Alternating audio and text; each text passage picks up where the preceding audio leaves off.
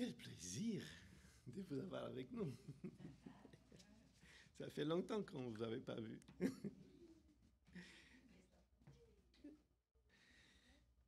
Donc, on va ouvrir nos Bibles toujours à l'Évangile selon Luc. Aujourd'hui, on est au 10e chapitre. Et au 10e chapitre, au verset 25 jusqu'à la fin de ce chapitre-là, nous avons deux belles histoires. Lisons le texte que nous avons pour aujourd'hui, donc Luc chapitre 10, verset 25. Un docteur de la loi se leva et dit à Jésus pour l'éprouver, « Maître, que dois-je faire pour hériter la vie éternelle ?» Jésus lui dit, « Qu'est-ce qu'il écrit dans la loi ?» Qu'il dit, tu. Il répondit, « Tu aimeras le Seigneur ton Dieu de tout ton cœur, de toute ton âme, de toute ta force et de toute ta pensée, et ton prochain comme toi-même. » « Tu as bien répondu, » lui dit Jésus. « Fais cela et tu vivras. » Mais lui, voulant se justifier, dit à Jésus, « Et qui est mon prochain ?» Jésus reprit la parole et dit, « Un homme descendait de Jérusalem à Jéricho. Il tomba au milieu des brigands qui les dépouillèrent, les chargèrent des coups et s'en allèrent, le laissant à demi-mort. Un sacrificateur, un prêtre, qui par hasard descendait par le même chemin, ayant vu cet homme passa outre. Un lévite qui arriva aussi dans ce lieu, l'ayant vu passa outre. Mais un Samaritain qui voyageait était venu là, fut ému de compassion lorsqu'il le vit. Il s'approcha et banda ses plaies en y versant de l'huile et du vin. Puis il le mit sur sa propre monture, le conduisit à l'hôtellerie et prit soin de lui. Le lendemain, il tira 2 deniers, les donna à l'hôte et dit, « Aie soin de lui, et ce que tu dépenseras de plus, je te le rendrai à mon retour. » Lequel de ces 3 te semble avoir été le prochain de celui qui était tombé au milieu des brigands? C'est celui qui a exercé la miséricorde envers lui, répondit le docteur de la loi. Et Jésus lui dit, « Va, et toi fais de même. » Comme Jésus était en chemin avec ses disciples, il entra dans un village et une femme nommée Marthe les reçut dans sa maison. Elle avait une sœur nommée Marie qui s'étant assise aux pieds de Jésus, Seigneur Jésus, écoutait sa parole. Marthe, occupée à divers soins domestiques, survint et dit, « Seigneur, cela ne te fait rien que ma sœur me laisse seule pour servir. Dis-lui donc de m'aider. » Le Seigneur lui répondit, « Marthe, Marthe, tu t'inquiètes et tu t'agis pour beaucoup de choses. Une seule chose est nécessaire. Marie a choisi la bonne part qui ne lui sera point ôtée. » Amen.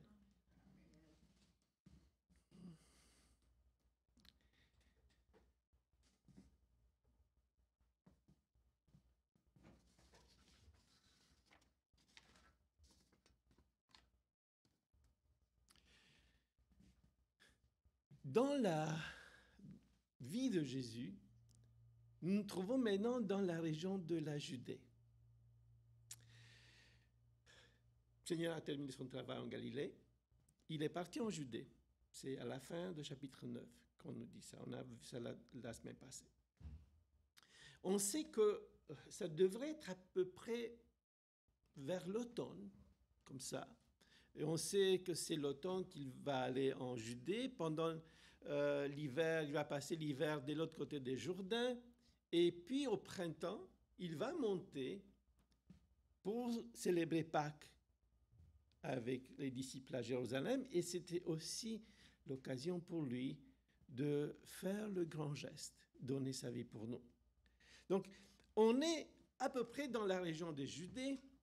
Et dans la région de Judée, il s'approche de la maison de ses 3 amis, Marthe, Marie et Lazare.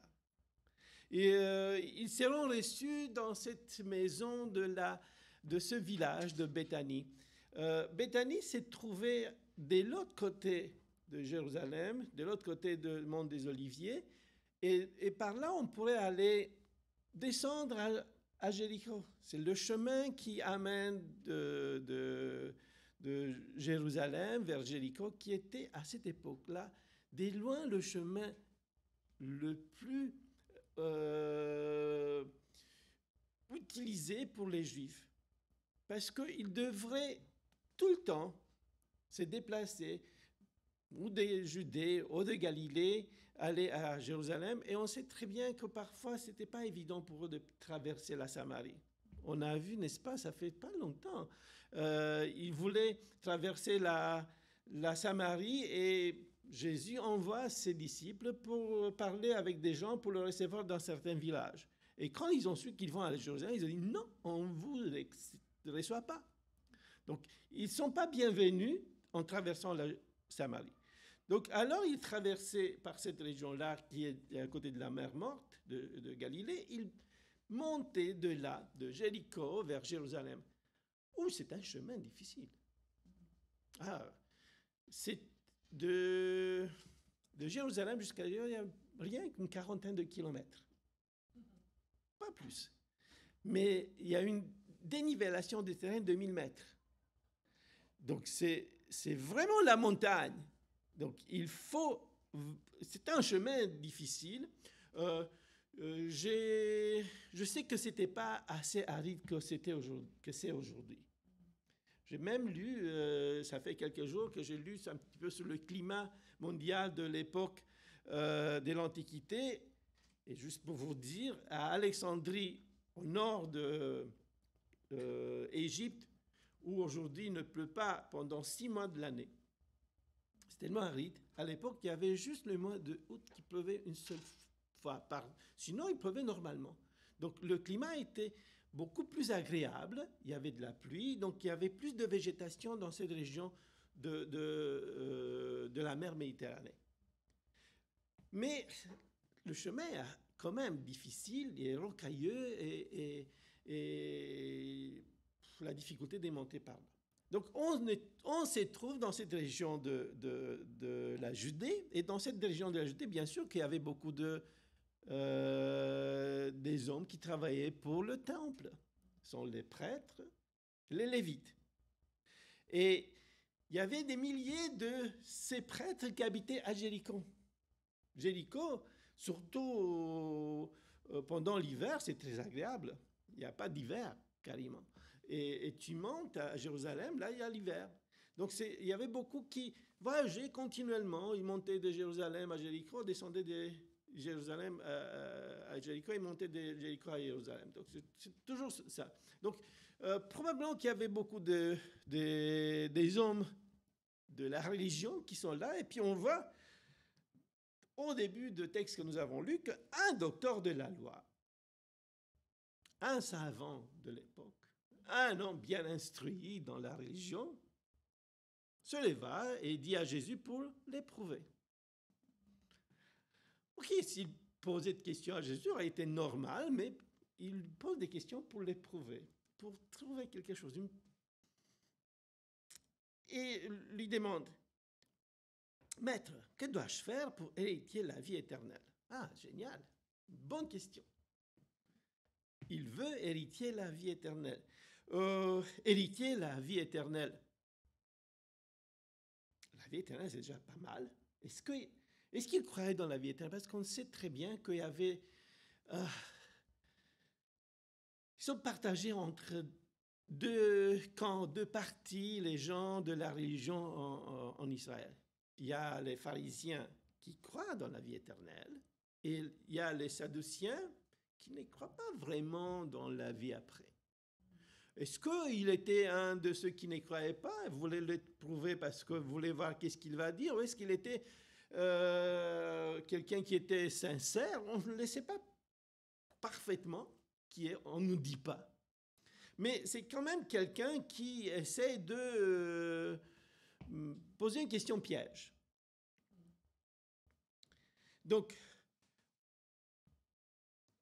si on présuppose que la vie éternelle existe, c'est bien savoir comment on peut avoir cette vie éternelle. C'est bien savoir, c'est bien poser de questions pour trouver une réponse pour ça. Et j'ai trouvé quand même assez intéressant qu'il dit héritier. Héritier? Qui peut hériter? L'enfant. Est-ce que tu peux hériter quelque chose si... Non, je n'hérite pas. Je veux hériter quelque chose de mes parents quand ils vont me laisser un héritage. Donc, pour le docteur de la loi, héritier signifie que ça, c'est pour nous, les Juifs. Nous sommes les enfants de Dieu. Nous sommes le peuple de Dieu. Et on pourra hériter. Et probablement, il voulait savoir qui dans ce peuple juif et comment faire pour ce peuple juif de l'héritier. Donc, il était quand même quelque chose qui était clair dans son enseignement, qu'il y a quelque chose que ce n'est pas tous les Juifs qui vont hériter la vie éternelle. Donc, moi, je trouve que ça tourne vraiment tout autour de judaïsme, du peuple juif. C'est une problématique qui tourne autour du judaïsme dans la question qu'il nous pose.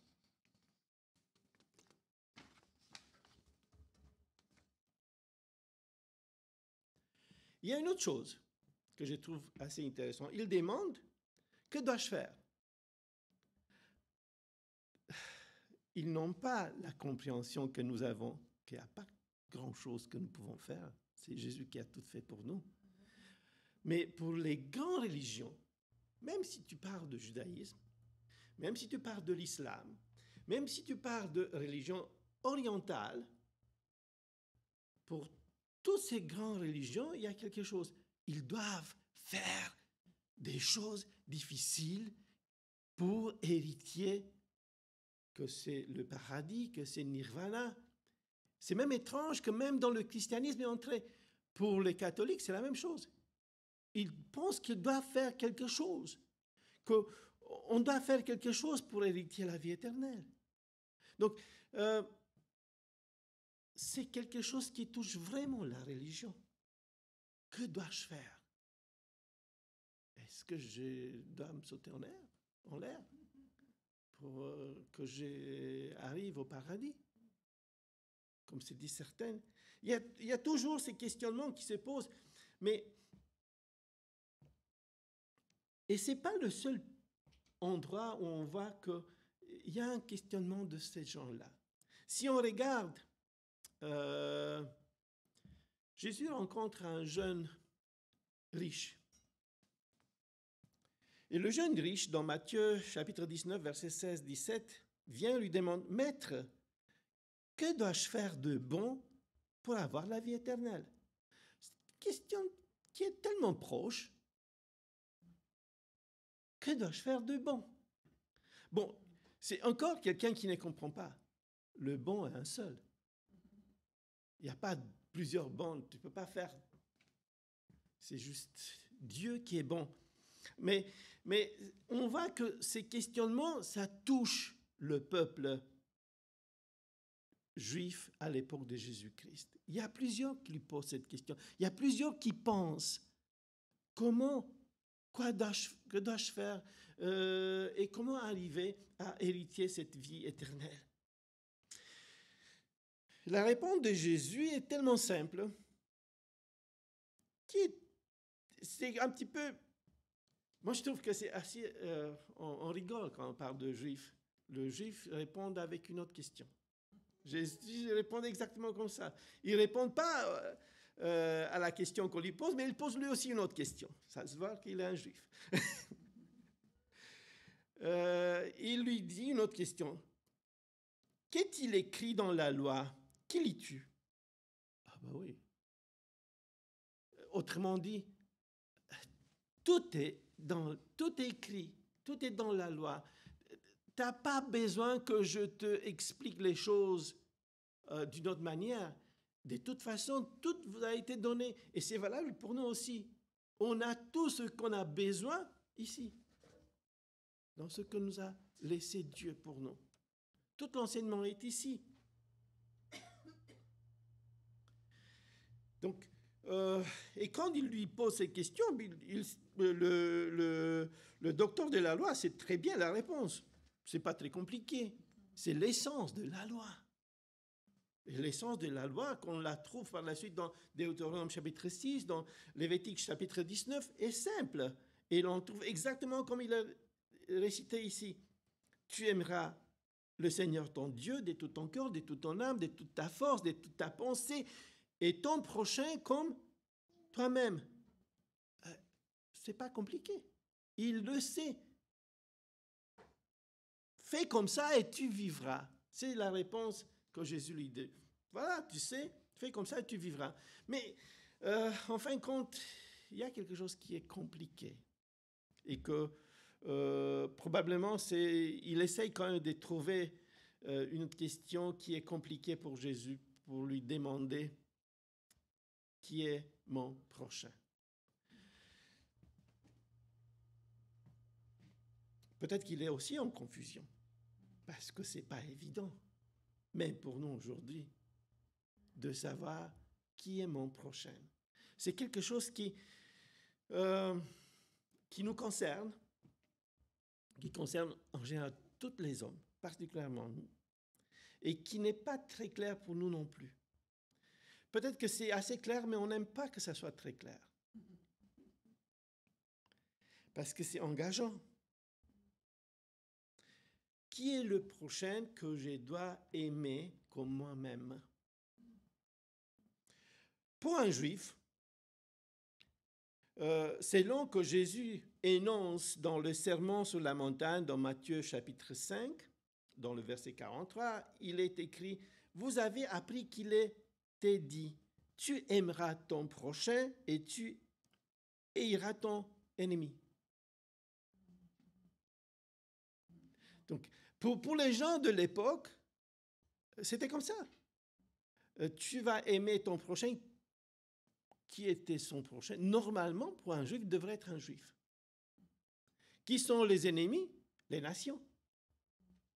Donc, bien, Jésus va plus loin, mais c'est juste pour voir comment les gens pensaient au premier siècle de notre ère, surtout dans cette région de Galilée. Mon prochain devrait être une personne qui croit comme moi, qui est admirable, qui veut me faire du bien, et à qui je veux faire du bien, non? Selon la compréhension. Et de l'autre côté, l'ennemi, c'est sous-entendu, qui est les autres, qui ne croient pas comme moi, qui sont contre la religion, qui détestent les Juifs et tout le reste. Bien que Jésus va encore plus loin, pas juste nous parler de comment on devrait aimer notre prochain, mais il dit dans Jean chapitre 13, verset 34, « Je vous donne un commandement nouveau. Aimez-vous les uns les autres comme je vous ai aimé. » Donc il lève la barre encore plus haut. Parce que ce n'est pas comme je me m'aime moi-même que je dois aimer l'autre. Mais Jésus me dit, aimez-vous les uns les autres comme je vous ai aimé. Alors là, c'est vraiment haute. Parce qu'il n'y a personne qui peut aimer comme Jésus. Et c'est le maximum qui peut exister. Et Jésus nous demande à nous de nous aimer les uns les autres comme lui nous a aimés.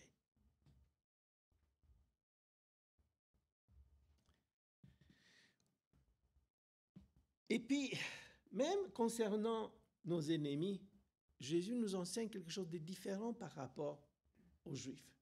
Parce que regardez que ce qu'il dit, toujours dans ces sermons de la montagne que je viens de citer, dans chapitre 5, il continue quand il parle de judaïsme, aimez vos prochains et haïssez vos ennemis. Il continue, si vous aimez ce que vous aimez, quelle récompense méritez-vous? Les publicains aussi n'agissent-ils pas de même?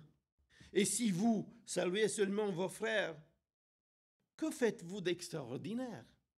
Les païens aussi n'agissent-ils de la même manière?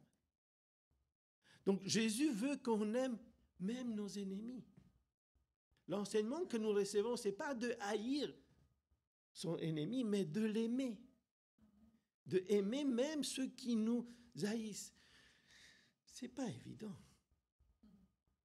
Et pourtant, c'est ça que le Seigneur nous enseigne. Mais aimer un autre tout aussi que moi-même, ce n'est pas évident. Et j'ai réfléchi à ça. Le prochain est celui que j'aime comme je m'aime moi-même. Disons que j'ai réfléchi et je me suis dit, j'aime les autres et j'évite de traiter un autre autrement que j'aimerais être traité. Pour moi, c'était clair ça. Oui, je veux traiter tous les autres comme j'aimerais que je sois traité. Le deuxième point, je me suis dit, j'aime les autres pour leur voir tout le bien et particulièrement, j'aime savoir qu'ils peuvent obtenir la vie éternelle. Mais de dire que j'aime exactement un autre comme je m'aime moi-même, je vous dis sincèrement que je me suis dit, est-ce que je l'aime vraiment comme ça? Est-ce que je me suis dit même, est-ce que c'est raisonnable ce qu'il me demande Jésus? Et Dieu? Est-ce que je suis capable de faire exactement les mêmes gestes pour quelqu'un d'autre que je serais capable de le faire pour moi-même? Dans toutes les choses de la vie. Je ne suis pas très certaine. Je ne sais pas comment vous êtes. Réfléchissez-vous à vous-même. Mais je me suis dit, j'ai encore des choses à travailler dans ma vie.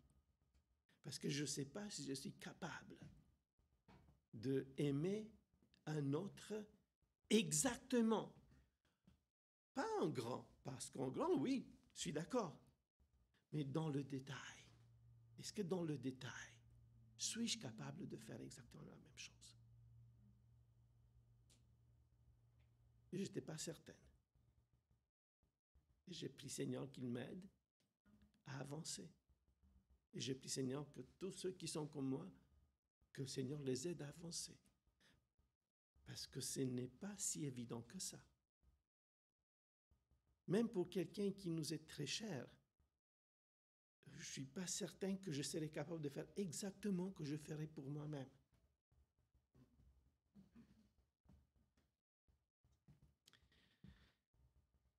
Et à la fin de cette rencontre de Jésus avec l'homme de la loi,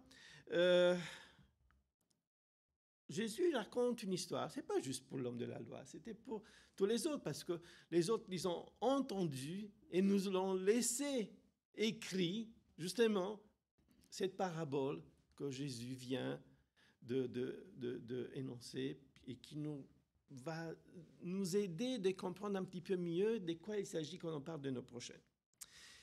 Donc, il y a un homme qui descend de Jérusalem vers Jéricho. Il n'y a aucune indication sur l'homme. Est-ce qu'il est juif? Est-ce qu'il est étranger? Est-ce qu'il est riche? Est-ce qu'il est pauvre? On ne sait rien. Un homme quelconque. Ça pourrait être n'importe qui. Ça pourrait être même un de nous. Qui descend de Jérusalem vers Jéricho. Donc, sur ce chemin principal, à l'époque de Jésus. Et il va tomber dans les mains de brigands. Parce que il y avait des brigands aussi. On sait bien, hein, l'apôtre Paul est tombé plusieurs fois dans les mains des brigands. Et les brigands ne sont pas très gentils avec ceux qui vont dépouiller. Et ils vont tout le prendre. Peut-être qu'ils n'ont laissé presque rien sur lui. Parce qu'à l'époque, les habits ne sont pas comme aujourd'hui, plein partout. On se demande même comment ils vont tous vendre tout ça pendant une saison. Et ils vont le tabasser, ils vont le laisser comme mort au bord du chemin. Par ce chemin-là, il y a plein de monde qui voyage. Et à côté de lui, va passer un prêtre, un sacrificateur.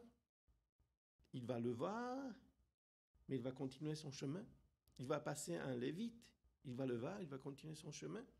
Et puis c'est un samaritain qui va voyager par là. Encore que les samaritains n'ont pas trop à voyager dans ces coins-là. Mais bon, Jésus donne un exemple comme ça. Un samaritain qui va passer par là et qui sera rempli de compassion, qui va faire tout ce qui était dans son point possible pour lui donner un premier aide médicale. Il va prendre de ses habits, il va rompre et puis il va faire des bandages, va mettre du vin, de l'huile, des choses qu'il avait sur lui. Il va essayer de s'occuper de cet homme qui est moitié mort en bord du chemin.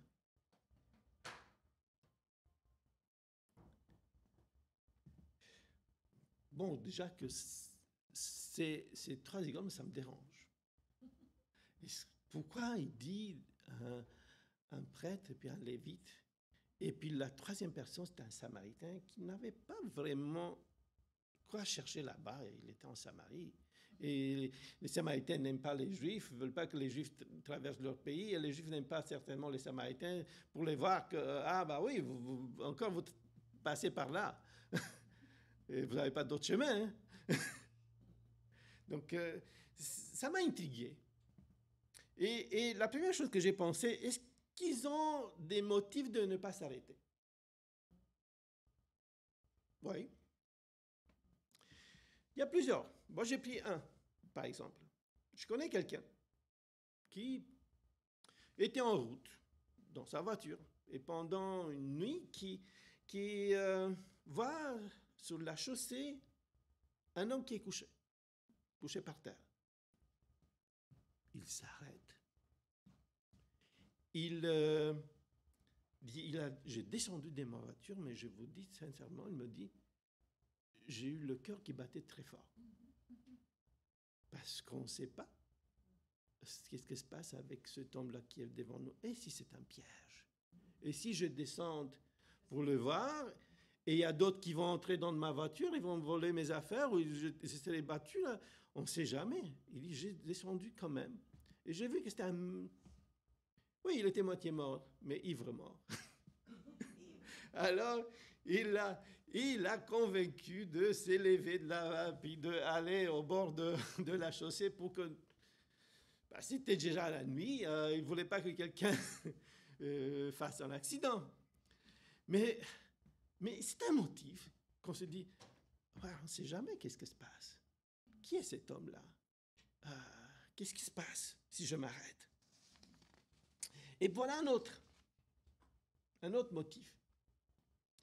Pour un prêtre ou pour un lévite, des gens qui, Jésus nous dit qu'ils vont passer par là, toucher un homme mort, il était moitié mort. Donc probablement qu'il ne bougeait pas. Pour eux, ils ne savaient pas s'il est mort ou il n'est pas mort. Avant qu'il s'approche de lui, qu'il essaye de voir ce qui se passe avec lui. Donc, pour les hommes de la religion, les hommes de la loi, comme le prêtre et le lévite, toucher un mort, c'était interdit. Bah, pour tout le monde, c'était interdit. Mais pour eux, s'ils touchaient un mort, bah, pendant 7 jours, ils ne pouvaient pas faire leur service au temple. Ou n'importe quel service ils avaient dans la région. C'est dans Nombre, chapitre 19, verset 11, il est clairement dit, c'est lui qui touchera à mort un corps humain quelconque sera impur pendant 7 jours. Donc il y a un autre motif. Bah, nous, on ne touche pas des gens qui sont quasi morts ou morts au bord de la chaussée.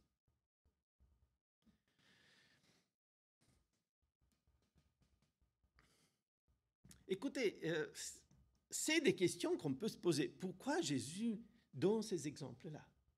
Pendant toute l'histoire de l'Église, nous connaissons du 2e siècle, à partir de 150 jusqu'au 19e siècle, en 1800 quelque chose, ce texte-là est interprété de la même manière, différent de tout ce que j'ai fait aujourd'hui. Tout à fait différent. Et je trouve ça même dans les premiers écrivains de l'histoire du christianisme.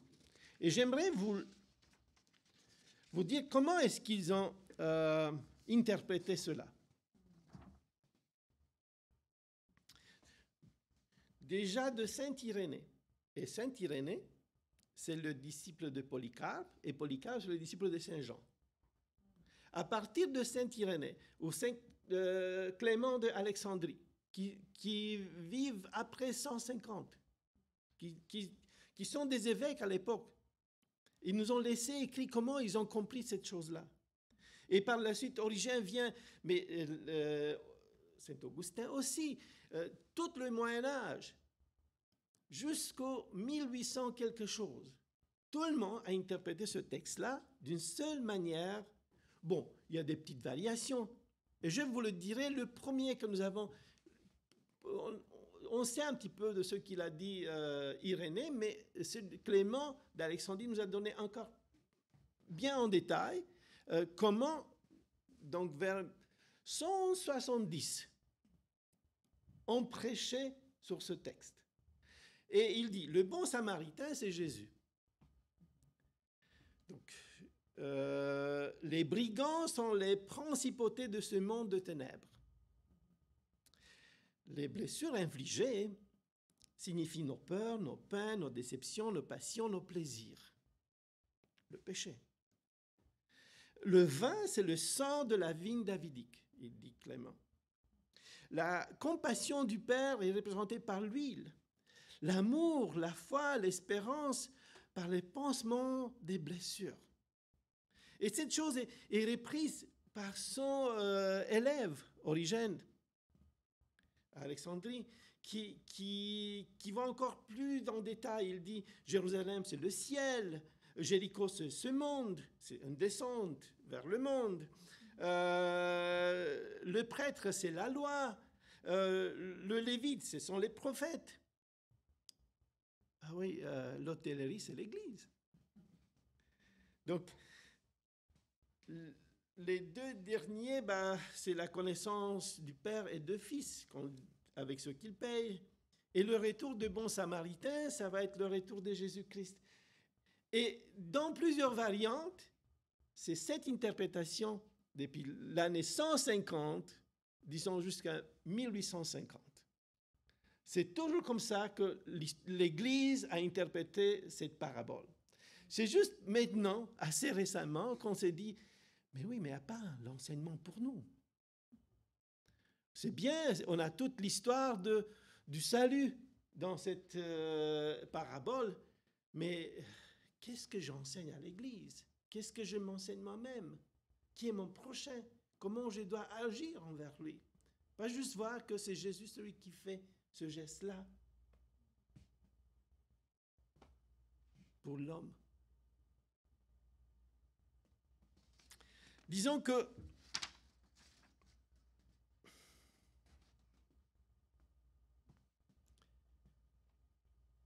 c'est bien et beau, cette manière d'interpréter le texte, mais qu'est-ce que Jésus veut m'enseigner?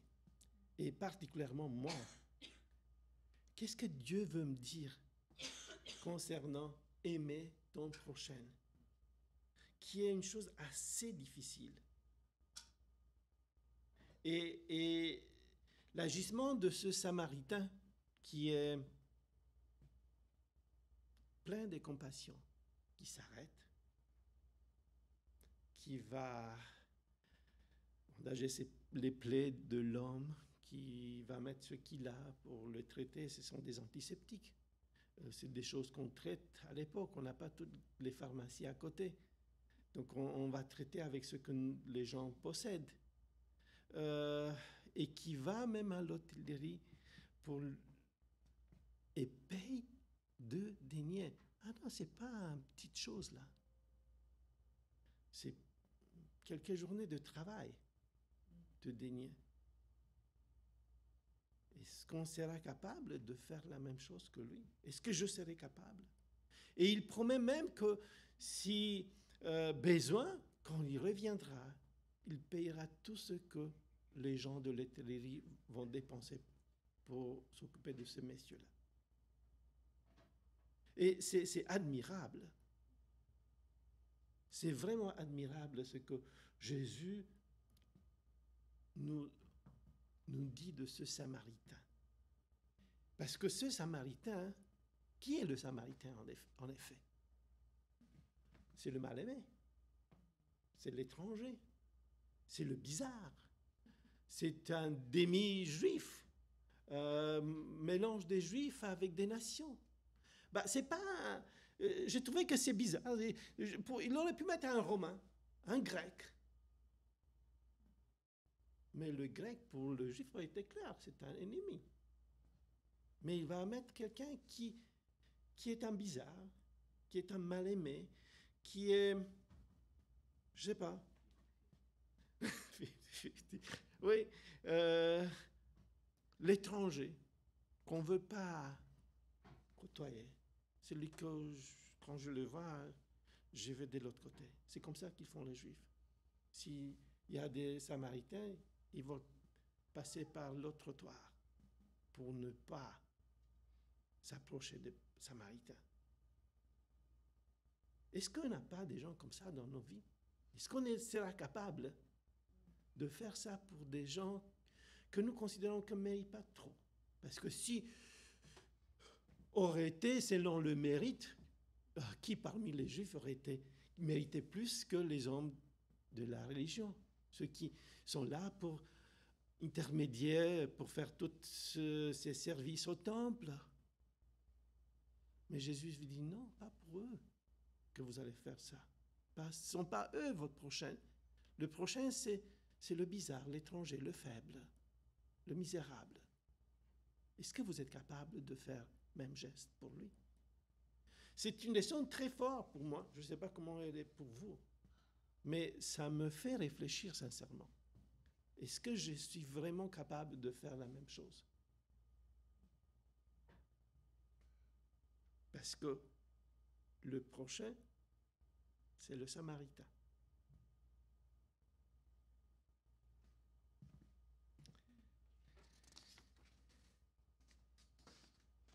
Dans les années 70, la Corée du Sud passe par une crise profonde. Ce n'est pas la richesse que c'est aujourd'hui, dans les 1970. Mais au contraire, c'est vraiment difficile. Il y a de nombreuses églises qui sont obligées de fermer leurs portes parce qu'ils n'ont pas l'argent de payer leurs hypothèques ou parce qu'ils n'ont pas l'argent pour payer le loyer. Ils quittent les bâtiments. Ils n'ont pas cela. Il y a un certain moment, un monsieur qui est l'évêque de l'Église des dieux à Séoul, il y a un jeune pasteur qui arrive. Et je connais cette histoire parce que je l'ai entendue de quelqu'un qui connaît vraiment ces personnes-là. Il connaît bien la famille. Et il a dit que le jeune pasteur est venu pour lui dire « Priez avec moi. On sera obligé de quitter notre bâtiment parce qu'on n'a pas d'argent. On a besoin de faire quelque chose. On a besoin que Dieu nous aide à payer pour ce bâtiment. Si on ne peut pas, dans les prochaines journées, on va le perdre. Ça va être difficile pour nous comme Église. » L'évêque, M. Anne, dit au jeune pasteur, « Écoute, on va prier tous les deux. Et dans 2 jours, tu viendras me voir. On verra comment Dieu nous répond à nos prières. Dans 2 jours, le jeune pasteur arrive et lui dit à l'évêque, notre pasteur, il dit, écoutez, j'ai vu une annonce. Il veut des organes d'hommes et il paye très bien. J'ai appelé à la clinique et ils m'ont répondu qu'ils ont besoin d'un œil. Quand ils ont dit qu'ils ont besoin d'un œil, ils ont dit, ils peuvent payer assez pour que je puisse payer pour le bâtiment. Je veux le faire, dit le jeune pasteur. Le vieux pasteur, il dit, non, fais pas ça. Il dit, monsieur Anne, on attend la réponse du Seigneur et reviens après 2 jours. Attendons encore. Le Seigneur va nous répondre. Dès que le jeune est parti, le vieux pasteur, il prend le téléphone, il appelle lui-même la clinique. Il dit, je veux donner mon œil. Il dit, il vaut mieux que je le donne moi-même que le jeune pasteur. Il prend le rendez-vous, il s'en va à la clinique. Il est assis sur la table d'opération, on lui fait une injection pour anesthésier, pour venir, et le médecin, le chirurgien arrive vers lui et prend ses appareils, la main commence à trembler très fort. Il ne sait pas qu'est-ce qui arrive. Il dit, je vais me calmer, ça ne m'est jamais arrivé que ma main tremble comme ça. Il est parti pour se calmer, il se calme, il revient. Et quand il s'approche du pasteur, il commence à trembler de nouveau. Il est intrigué, il demande le pasteur, « Qui êtes-vous? Pourquoi êtes-vous venu ici pour vous donner cet œil-là » Et le pasteur, il raconte tout simplement, « On a besoin de l'argent pour payer pour une église. » Et le chirurgien lui dit, « Moi, je ne suis pas croyant, je ne crois pas en Dieu. Mais quand je suis venu la première fois, j'ai entendu une voix, « Ne touche pas à cet homme-là. Ne touche pas à son œil. » Je suis reparti. Je suis revenu une 2e fois. Il m'a dit clairement, « Touche pas à l'œil de ce monsieur-là. Et donne-lui tout l'argent qu'il en a besoin pour son œil. »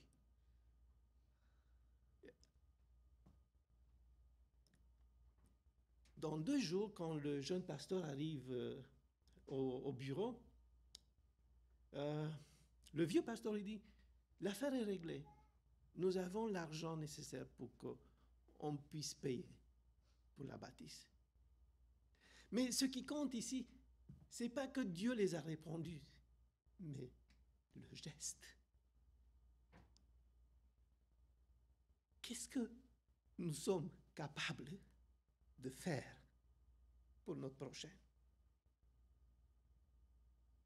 Est-ce qu'ils sont capables de faire exactement ce que j'aimerais qu'on fasse pour moi-même ou que je pourrais faire pour moi-même?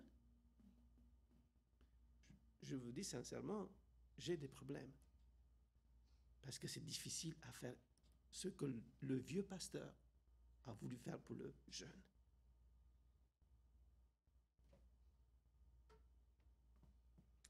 Mais bon, quand on ouvre nos cœurs vers le faible, l'étranger, le différent, le mal-aimé, et bien sûr envers notre frère et nos sœurs, inclusivement, qu'on soit des prochaines pour eux. Mais à la fin de notre histoire, on a une autre belle histoire. Ah, ça, l'histoire de Marie et de Marthe. Qui n'aime pas cette histoire? Ah, la chère Marthe. C'est très sympathique, c'est une histoire vraiment sympathique. Arrivé à Béthanie, Jésus avec ses disciples, ils sont accueillis dans cette maison qui deviendra un petit peu leur place à Jérusalem. C'est toujours là qu'ils vont aller. La dernière semaine, avant que Jésus donne sa vie pour nous, c'est là qu'ils sont logés.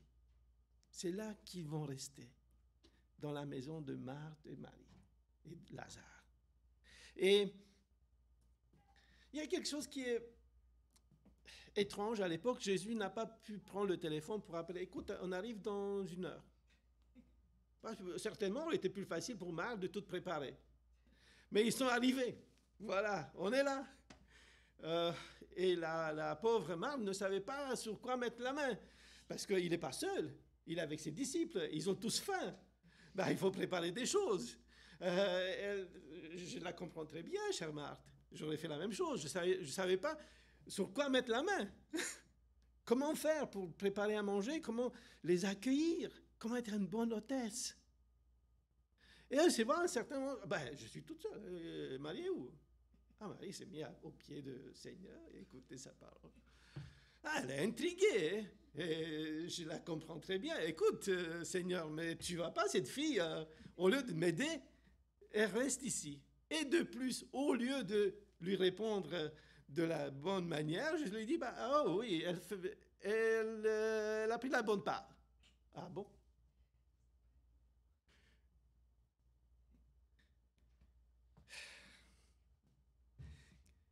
Quelle histoire quand même, n'est-ce pas? mais mais euh, si on comprend là d'une autre manière, ce que le Seigneur vous nous enseignait, il ne veut pas dire que Marie ne devrait pas t'aider.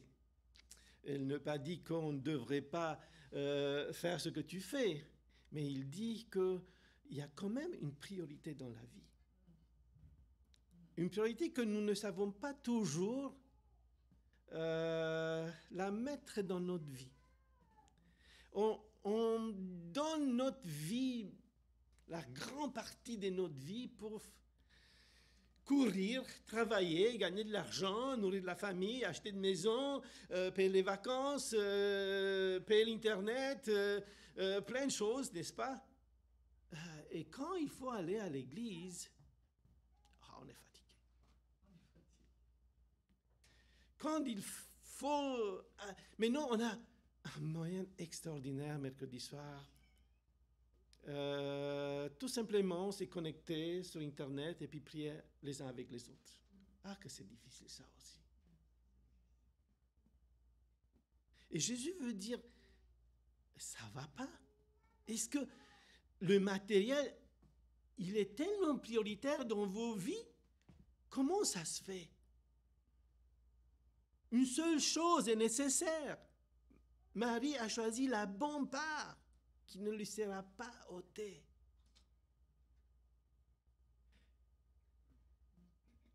Quand on a l'occasion de rester, écouter la parole, de prier, de louer le Seigneur, de faire plein de choses, on est fatigué. On ne peut plus. Et c'est ça que le Seigneur veut nous enseigner par cette histoire que nous avons dans la Bible avec ces deux femmes extraordinaires qu'on aime beaucoup, que le Seigneur aimait. C'est certainement, le Seigneur aimait tout aussi Marc que Marie, comme ils aimaient Lazare. Ce sont leurs amis. C'est toujours là qu'ils vont tirer quand ils vont à Jérusalem. C'est une famille extraordinaire qui font tout. Et je ne sais pas s'ils sont riches ou pas, mais pour loger tous ces gains-là, Jésus n'était pas seul, jamais seul. Il était toujours entouré. Et tous ces gens avaient besoin de manger, tous ces gens avaient besoin de plein de choses, dormir quelque part. Et ils font tout le nécessaire pour qu'ils soient bien accueillis. Ça, c'est aussi un service à donner. Mais malgré ça, Jésus dit, la parole de Dieu est l'essentiel. Ça, c'est... tous les autres sont bons, mais ça, c'est le nécessaire. Le nécessaire qu'on saute souvent. Le nécessaire qu'il y a trop de monde qui saute très souvent, pas parmi les chrétiens, parce que c'est une leçon pour les chrétiens avec des chrétiens.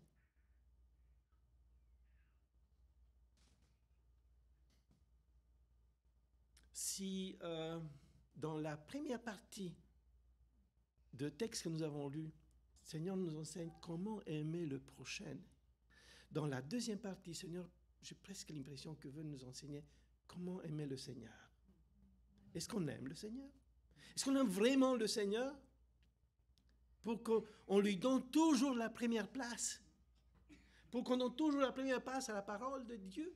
Ou est-ce qu'on le néglige? Peut-être que devrait encore relire ce que le commandement de Dieu dans le Décalogue nous dit: aimer son Seigneur, son Dieu, de tout ton cœur, de toute ton âme, de toute ta force, de toute ta pensée. Ah, est-ce qu'on réfléchit comment Dieu veut qu'on l'aime? De toute ta pensée, de toute ta force, de toute ton âme, de tout ce que nous pouvons de plus. Est-ce qu'on l'aime comme ça? Ou on est fatigué quand il faut aller glorifier Dieu, le louer? Je connais tellement des chrétiens qui travaillent fort pendant toute la semaine et dimanche sont fatigués. Ils préfèrent dormir. Éventuellement, ils vont regarder quelque chose sur Internet pour dire que on a fait un petit peu quelque chose pour Dieu. On tombe plutôt des côtés des religions qui essaient de faire quelque chose de bon pour qu'ils soient l'héritier de la vie éternelle et non pas de faire tout ce qu'ils doivent faire de toute leur âme, de toute leur force, de toute leur pensée pour Dieu. Peut-être qu'il est temps pour nous de réfléchir à ces deux questions, parce que c'est l'essence du commandement de Dieu: aimer son Dieu et aimer son prochain. Que le Seigneur nous aide à faire les bons choix. Amen.